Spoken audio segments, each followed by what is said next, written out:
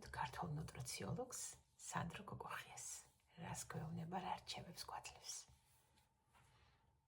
შენ თუ იცოდი, რომ ამ შოკოლადი კრუასანის ნაცვლად, რომელსაც ძალიან ცოტა ცილა და ძალიან ბევრი კალორია, შეგიძლია აიღო ყლავაში, წაუსვა ბერძნული იოგურტი 0%-იანი აუცილებლად. კარგად წაუსვი. მოაყარო კაკაო. ასევე დამატკბობენი უკალორიო, რა თქმა უნდა. მოაყარე კარგად. გადაახვიე კრუასანივით. მოიცადა. და მიირთვა როგორც კრუასანი.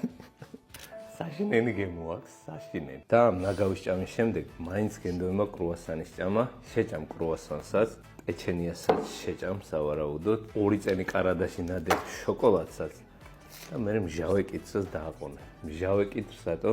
ამდენ რაღაცას რო შეჭამ, ბარე მიფიქრებ მჟავე კითხვას შევჭამო და ეგ იქნება. ამიტომ, როცა ძალიან მოგინდება კრუასანი, უნდა ადგე და ჭამო და დაწყნარდე. ხოდა მელაშას რჩევა გავითვალისწინე. მე უამრავი უაზრო რამე რო არ მივირთვა, მე კრუასანი ძალიან მინდა და შევიძინე.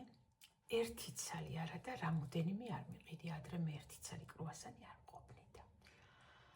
და ეხლა მივირთმე, რომ ამისთვის დამჭირდა 45 წელიწადი, რომ ამ დონემდე მივსულიყავი და მეკონტროლებინა, რომ 1 ცალით დაკმაყოფილებულიყავი. და იქამდე, როცა ვიწყებდი არასწორ დიეტებს და თავს ყველაფერს უგრძალავდი და მერე მენატრებოდა კრუასანი, შოკოლადები და მერე კიდრის დილსაც ვაყოლებდი. ეხლა კიდე ამ ჩემ კრუასანს, ამ ჩემი დიდი უზარმაზარი ჭიქით დავაყოლებ ყავას.